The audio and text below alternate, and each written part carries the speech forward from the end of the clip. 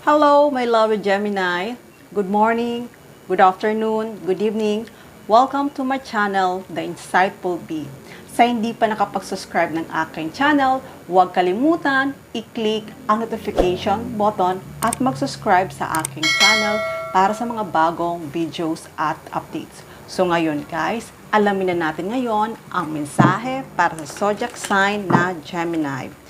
Shuffle muna natin guys ang card.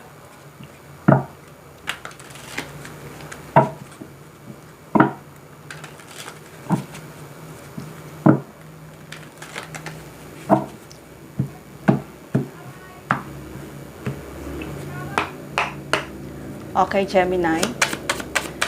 Ano nga ba ang message for Gemini ngayong August 16 to August 31, 2023?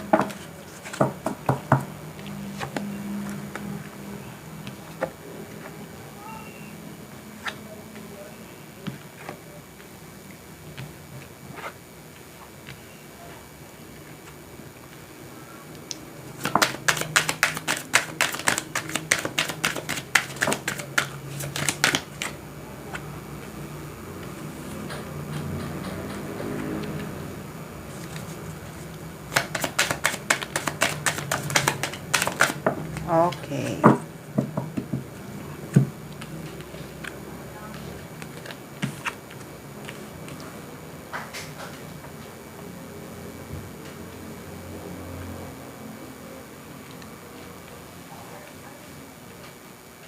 Okay, Gemini. Pakiramdam ko, sa ngayon ay natatakot ka. Natatakot ka na sundin mo kung ano ang gusto mong gawin sa buhay mo. Sa nakikita ko, pinag-iisipan mo ng mabuti kung ito nga ba ay tama na mag-move forward na or kung hindi mo muna ituloy yung mga binabalak mo. Pero sa tingin ko, itong kinatatakutan mo na matagal mo nang tinatago sa buhay mo na ayaw mong sabihin kahit kanino na gusto mo na makamove on. Pero sa nakikita ko na kung ano man yung gusto mong mangyari na alisin na ang takot at mag-move forward na, sa nakikita ko ay kaya mong gawin yon. Kaya mong mag-move forward kung ano man ang gusto mong i-let go. Kung ano man yung mga past na gusto mong kalimutan na or yung mga hindi mo na kailangan, alam ko ay susundin mo yon at gagawin mo yon. Kasi sa nakikita ko na kapag ito sinunod mo ay magiging maganda ang iyong buhay. At hindi lang yon. Alam ko ay napaka buti mong tao, isa kang mabait, mapagmahal, kaya alam mo yon sa puso mo at binubuksan mo ngayon ang puso mo para masunod kung ano nga ba talaga ang karapat-dapat. Kaya Gemini, kung ano man yung nasa puso mo na gusto mo na mag-move forward to let go yung mga past na maaaring ito ay environment or sa work or sa love, kung ano man yon na nasa isip mo na tinatago mo na gusto mo na i-let go, para sa akin ay tama lang yon para ma-attract mo yung mga positive na dapat na para sa'yo.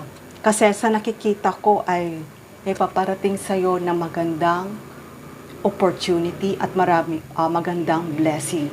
Kaya tama lang yon na pinag-isipan mo mabuti kung ano dapat ang mga kinatatakutan mo na dapat mo nang i-let go.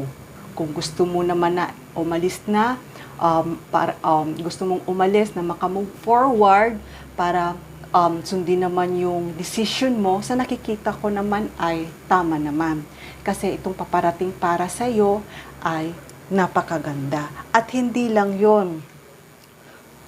may paparating sa iyo ng isang tao at itong tao na to ay gusto niya mag-offer para sa iyo. At hindi lang yon, matagal ka na nitong pinagmamasdan at matagal na itong nag-o-observe para sa iyo. Kaya itong tao na to ay mayroong tong pagtingin sa iyo. Mayroon itong pagtingin sa iyo. Maaring kakilala mo na to or kaibigan mo or kasama mo sa work mo, basta itong tao na to ay matagal na to nagpaparamdam para sa iyo. Kaya kung sa ngayon ay naghahanap ka ng tao makakaintindi sa iyo at makakaunawa sa iyo, alam ko naman itong tao na to ay maintindihin kasi itong tao na to ay napaka-responsable. Itong tao na to ay talagang marunong mag-give and take.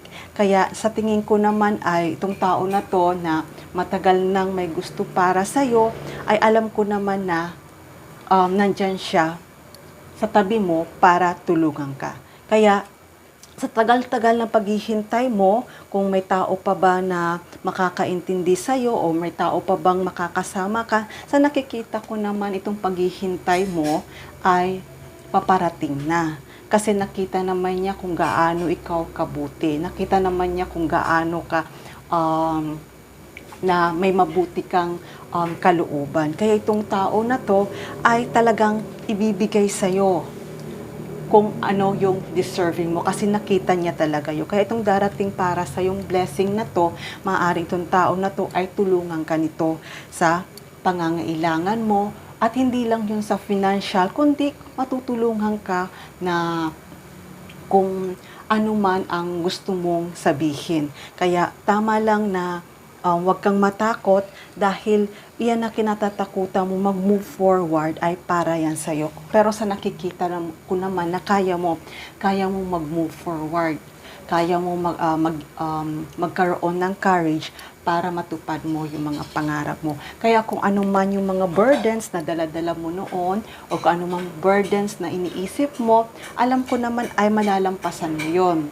Kaya kung iniisip mo yung mga kahilingan mo o pangarap mo na hindi na matutupad o wala ng katuparan dahil ilang beses mo na itong hiniling, na hindi pa dumarating, sa nakikita ko naman ay magkakaroon ng katuparan.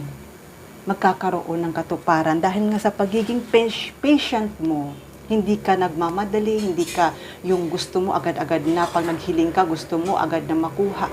Pero naging faith ka at nag-hope ka na sana dumating yung hiniling mo, sana dumating na yon. Pero sa nakikita ko ay talagang makukuha mo yon. Kaya kung ano man yung burdens na iniisip mo, ay alam ko mawawala na yun dahil kaya mong makaalis kung ano man yung kinatatakutan mo. Kaya huwag ka nang malungkot, Gemini, dahil itong gusto mo nang mag-move forward, na pag-isipan mo na i-let go yung mga dapat i-let go na hindi na kailangan sa buhay mo, maaaring din itong behavior mo or maaaring din itong mga tao sa environment mo or sa society. Kung gusto mong mag-let go, alam ko naman mag-move on ka in a positive way, hindi naman mag-move on ka in a bad way. Kaya nakikita ko naman na kung ano man yung mga trials or challenges na dumating sa buhay mo na akala mo na wala ng ending, pero nakikita ko ay magkakaroon ng katuparan. Ito nga sabi ko, may darating na magandang blessing para sa'yo na hindi mo talaga inaasahan, hindi mo inaakala na paparating na siya at magkakatotoo na. Kaya Gemini, sa pagiging patient mo, itong tao na to na darating para sa'yo, alam ko naman ay magkakasundo kayong dalawa at alam ko naman ay magugustuhan mo siya. Kasi talaga itong tao na to ay maiintindihan ka niya. Kasi mapagmahal din itong tao na to at hindi lang yon mapagmahal, mabait, talagang maiintindihan ka niya kung ano man ang nararamdaman mo. Nandyan siya sa tabi mo kapag kung ano man ang kailangan mo. Pero sa nakikita ko ngayon ay handa ka na. Nakikita ko talagang handa ka na i-let go mo yon kung ano man yung fear na kinatatakutan mo or kung ano man yung tinatago mo na gusto mo na talagang i-let go. Kaya, Gemini, masaya ako para sa'yo dahil iyang pagiging mabuti mong tao at iyang pagiging mapagmahal mo at pagiging patient mo.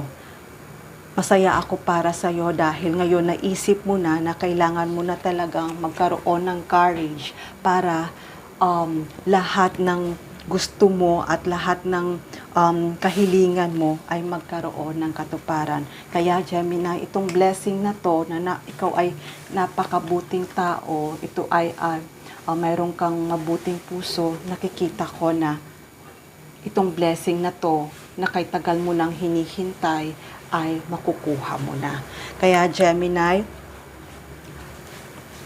tama lang yon na napag-isipan mo na mag-move forward na at bigyan mo ang sarili mo ng courage para matupad ang mga pangarap mo.